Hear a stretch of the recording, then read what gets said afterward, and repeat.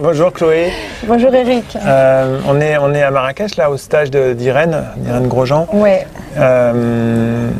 Voilà, on a échangé un petit peu et toi, c'est la troisième fois que tu viens en stage avec Irène et donc tu as déjà des choses que tu as apprises, j'imagine, au deux premiers stages. Il y a des étapes qui ont eu lieu, ouais, voilà. effectivement. Est-ce que tu peux nous partager un peu ça? Alors bon, comme tout le monde, Irène, je l'ai découverte sur Internet. D'accord. Et puis, dès que j'ai vu qu'il y avait des stages qui étaient possibles, je me suis inscrite en 2016, en octobre 2016. Ah oui, donc ça fait un moment déjà. Ça fait un moment. À ce moment-là, je mangeais encore 3 yaourts par jour minimum. D'accord. De la viande, du poisson, enfin, normal quoi. D'accord. Et puis, sachant que c'était pas forcément ce qui avait de mieux pour la santé, mais mon corps me disait, il faut encore que j'en mange. J'avais pas envie de me priver. Et puis j'ai fait ce stage en 2016, et puis dès que je suis rentrée chez moi, j'ai commandé un blender. D'accord. Ça, c'est vraiment l'instrument indispensable. Et j'ai commencé à me faire des smoothies au lait d'amande. Alors, j'achetais au début déjà tout fait, bio. Et puis, je mixais une banane. Ça, c'est vraiment le smoothie de base. Et j'ai plus jamais mangé de yaourt, en fait, depuis ma rentrée de ce stage-là. Et c'est même pas que je me suis forcée, hein. C'est que vraiment, j'ai goûté au smoothie comme ça, lait d'amande banane, auquel j'ajoutais après plusieurs fruits, du citron, des fraises, des kiwis. Et j'ai plus besoin de mes yaourts, alors que ça faisait depuis que j'étais toute petite que je mangeais des yaourts vraiment beaucoup. Et puis, j'ai commencé à me faire plus de cru dans mes repas à la maison. Et en fait, j'ai petit à petit abandonné les plaques de cuisson. Donc là, je les utilise plus, sauf pour quelques recettes où il faut faire fondre du agar-agar ou des choses comme ça. Et donc, depuis octobre 2016, il faut que je dise quand même que j'avais souvent de l'herpès. J'en avais à peu près une fois par mois à la lèvre. Donc c'était handicapant. Et puis depuis que je me suis mise au smoothie, à la nourriture crue quand je suis chez moi, j'en ai plus du tout. Et il y a aussi autre chose, c'était les infections urinaires. J'en avais de temps en temps, des cystites, des choses qui faisaient mal. Et pareil, j'en ai plus jamais eu. Donc ça, c'est les deux choses qui ont radicalement changé depuis que je mange vivant. Mais ce que j'avais pas encore fait, c'est des purges. Parce que si vous connaissez le principe, il y a donner ce qu'il faut à notre corps, mais il y a aussi nettoyer ce qui a été encrassé en fait. Ouais, c'est accumulé. Et c'est pour ça que j'ai fait un deuxième stage, donc l'année dernière, en juillet 2018. Enfin maintenant c'est il y a 2 ans on peut dire. Oui. Mais et puis j'ai appris encore de nouvelles choses parce que c'est tellement dense ces stages que même au bout de 2 fois il y a encore beaucoup de choses à apprendre. Et après ce stage-là, j'ai commencé une purge au chlorhumagène, puis à la magnésium pellegrino, et j'ai fini par le plus radical, l'huile de ricin. Et ça m'a vraiment fait du bien. D'accord. Et puis c'est très facile, ça fait pas mal, donc c'était assez étonnant et assez magique comme effet. On s'en fait un peu une montagne. Hein, On s'en fait une montagne, exactement. Moi j'en avais peur. Hein. J'avais peur de faire ça. Je me disais, je vais avoir mal partout, je vais avoir envie de vomir, je sais pas. Et puis en fait, simplement j'ai dormi, puis le lendemain je vais aux toilettes. Et donc depuis, ça fait 1 an et demi, j'ai fait, on va dire, une quinzaine de purges, à peu près 5 par sorte. Et alors là, c'est vraiment au feeling. Hein. Je me mets aucune discipline particulière.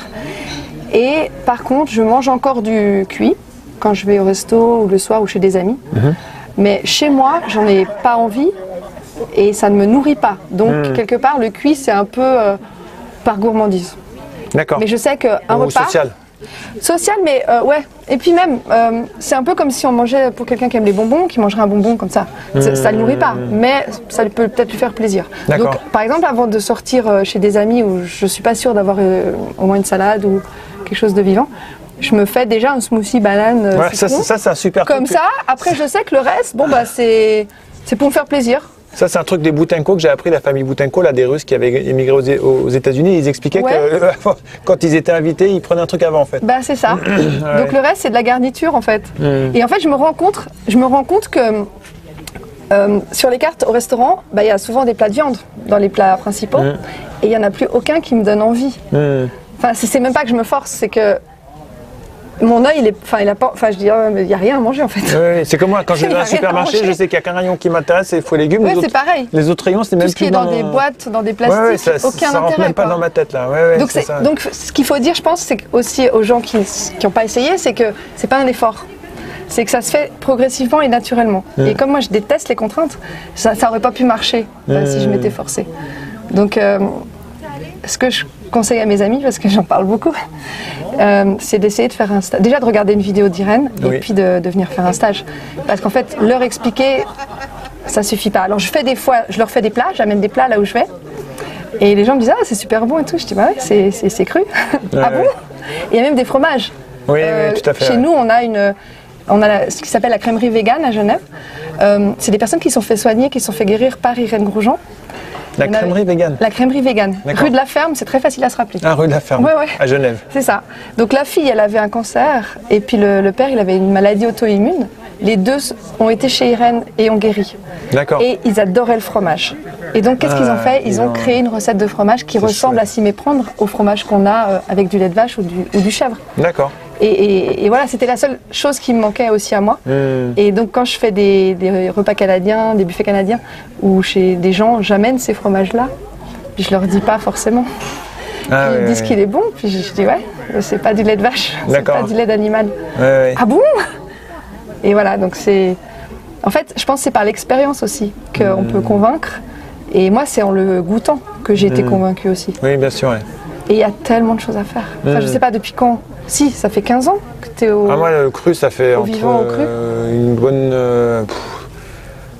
2014... ouais, c'est ça, une quinzaine d'années, ouais. Donc, enfin... Tu peux témoigner aussi de la diversité. Ah oui, tu vois, ici, moi j'ai mangé des choses hallucinantes, quoi. On n'est jamais il faudrait que je... blasé. Il y a eu des choses en cuisine qui ont été proposées, tu vois, qui nous donnent envie et qui sont les spaghettis bolognaise.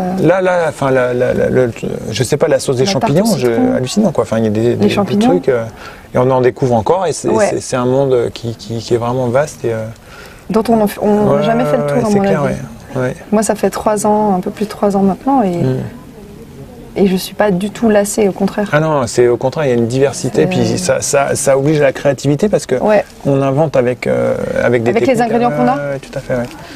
Et puis bon, au niveau de la santé, de la vitalité, là, ça n'a rien à voir du tout, quoi. Les coups de déprime de l'hiver, moi, je ne connais plus. Ouais. Et puis il y a aussi une chose que j'ai remarqué récemment, c'est qu'avant je faisais des taches sur le visage à cause de la pilule, des années de pilule. Et ben depuis que je mange vivant, j'ai arrêté la pilule aussi, bien sûr. Et ben j'ai plus ces taches. Quand je bronze, c'est uniforme. Ah oui, d'accord. Donc ça c'est aussi, je sais pas si c'est dû à ça, mais en tout cas ça correspond à mon changement d'alimentation. Mais tout ça pour dire aussi que on n'est pas, enfin moi je suis pas exclusive dans le cru, quoi. Je fais encore des écarts, je fais des purges après, mais je vis différemment. Ma vie elle a vraiment changé. Et puis alors ce stage au Maroc évidemment, c'est le maximum là. Ouais, c'était très accueillant, très. Le cadre est magnifique et puis les personnes sont géniales. Les personnes sont chouettes, ouais. Ok. Super. Donc, que du bonheur. Merci beaucoup pour ton témoignage. Eric. Merci. Ce que à t'apprendre, c'est que ma fille devait partir en Angleterre pendant une semaine avec l'école, et bien figure-toi qu'ils ont tout annulé. Tous les voyages scolaires à l'étranger sont annulés. Oui, et il n'y a pas que cela. Il y a énormément la peur en ce moment, la peur du coronavirus. Coronavirus, c'est ça. Je crois que c'est exactement le mot, j'arrive pas à dire l'autre mot. C'est celui-là qui coronavirus, moi ça me va tout seul. Voilà. Parce que vraiment, c'est une connerie absolument épouvantable. Mais il est certain que tous ceux qui développent le coronavirus sont en fréquence basse, ne font plus ce qu'ils ont à faire, mais ils font des affaires. Et leur but, c'est de vendre un maximum, de faire peur à tout le monde pour vendre un maximum de vaccins. Et là, évidemment, le vaccin va encore paralyser le système de défense et on va encore affaiblir et rendre un peu plus malade et un peu plus malheureux le monde humain. Et en attendant, parce qu'il n'existe pas encore ce vaccin, mais en attendant, il y a les magasins. Oui, mais le but est là, il n'y en a pas d'autre. Les magasins se vident, les gels... Oui, mais pourquoi? Parce qu'ils ont très bien compris. Ils ont développé la peur. Et la peur du coronavirus, la peur de la maladie, évidemment, ça va faire vendre des vaccins pour se protéger. Mais seulement la peur est une sorcière. La peur est vraiment la force destructrice et négative la plus grande. Quand on a peur, qu'on écoute la peur, on fait exactement le contraire de ce qu'on devrait faire pour aller dans le bon sens, celui de la vie. Et ça, c'est très grave. C'est un peu débile aussi de développer la peur, Développer la peur, c'est de l'assassinat. C'est un peu débile de s'en prendre à un virus, à quelque chose qui Mais est dans l'air. le virus, comme le disait Pasteur, juste Avant à de la mourir, fin, ouais. avant de mourir, le microbe n'est rien, c'est le terrain qui est tout. Alors il est certain que les microbes et les virus, comme tous les parasites, ne peuvent arriver que sur un terrain bien empoisonné qui essaye d'évacuer toutes ces saletés. Et ils viennent pour se régaler. À la limite, le conarovirus est... Un système de nettoyage, Tout à fait, un système tout d'alerte. à fait, tout à fait. Il est écologique. Alors on ne va pas le combattre, on va nettoyer le terrain. Exactement comme si on voulait tuer les mouches sur une poubelle sale. Alors on peut toujours tuer les mouches. Tant que la poubelle sera sale, elles reviendront pour se régaler de toutes ces saletés. Et tous les virus, tous les parasites ne sont là que pour ça. Ils sont écologiques. Alors ce n'est pas eux qu'il faut tuer, il faut apprendre à nettoyer notre corps et à arrêter de faire mal à maladieux à la vie, à ses lois, et apprendre à le nourrir avec ce que la nature a prévu pour lui. Alors le coronavirus, le coronavirus, s'il vous plaît, n'en ayez pas peur, c'est vraiment une affaire commerciale de la plus haute importance et de la plus grande négativité. Le guide pour aller dans le bon sens. Le voilà.